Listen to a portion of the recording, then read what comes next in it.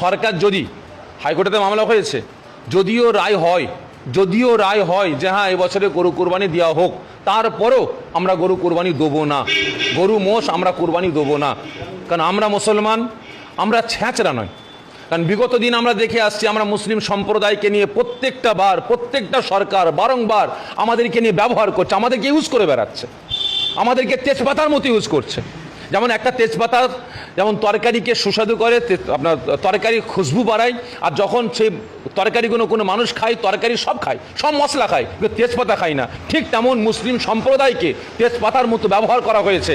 মুসলিম সম্প্রদায়কে কাজে লাগিয়ে হাতিয়ার হিসাবে ব্যবহার করে, তাদেরকে ইউজ করে ঠান্ডা করে বসে গিয়ে সেই মুসলিম সম্প্রদায়কে তেজপাতার মতো ছুঁড়ে ফেলে দেওয়া হয়েছে। এ সরকারও চাইছে একটাই টার্গেট, মুসলিম সম্প্রদায়কে। অতএব আমরা সে লাইনে আর আমরা পা দেবো না। আমরা আপনাদের মাধ্যম দিয়ে প্রত্যেকটা মুসলিম সম্প্রদায়ের কাছে আমি অনুরোধ করবো, মুসলিম উম্মার কাছে অনুরোধ করবো, আর তেজপাতার মতো আপনারা ইউজ হবেন না।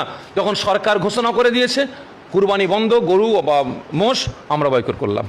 জেলার বিভিন্ন গ্রামের বিভিন্ন দলের বিভিন্ন মতের ইমাম সাহেবদের নিয়ে আজকে ফুরফুরা দরবার শরীফে আমরা একটা আলোচনা করেছি। বিভিন্ন রকম ইস্যু, বিভিন্ন রকম বিষয় নিয়ে আলোচনা হয়েছে এবং তার মধ্যে আমাদের একটা সিদ্ধান্ত হয়েছে। আজকের দিনে যে একটা পরিস্থিতি শুরু হয়েছে, বিশেষ করে কুরবানিকে কেন্দ্র করে আমরা সিদ্ধান্ত নিয়েছি।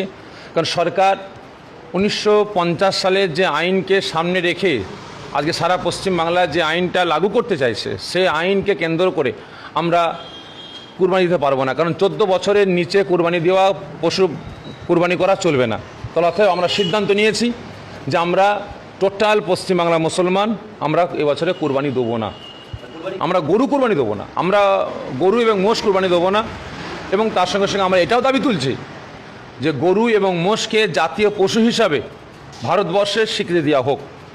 এবং তারপরে ছাগল আছে, ভেড়া আছে, দুম্বা আছে, এগুলোকে আমরা এবছরে কুরবানি দেবো।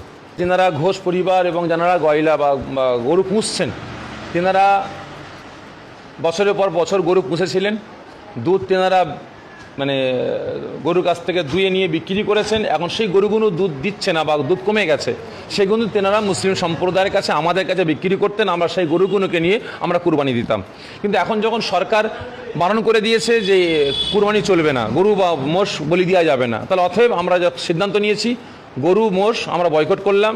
এবং যে ভাইয়েরা আপনার গরু বিক্রি করতে পারছেন না, তিনাদের হয়ে আমি আমার রাজ্য সরকারের কাছে অনুরোধ করব, অবিলম্বে তাদের সুব্যবস্থা আপনারা নেন, তাদের কাছ থেকে গরুগুলো আপনারা খরিদ করে নিয়ে আপনারা গরুগুলো রাখার সুব্যবস্থা আপনারা নেন।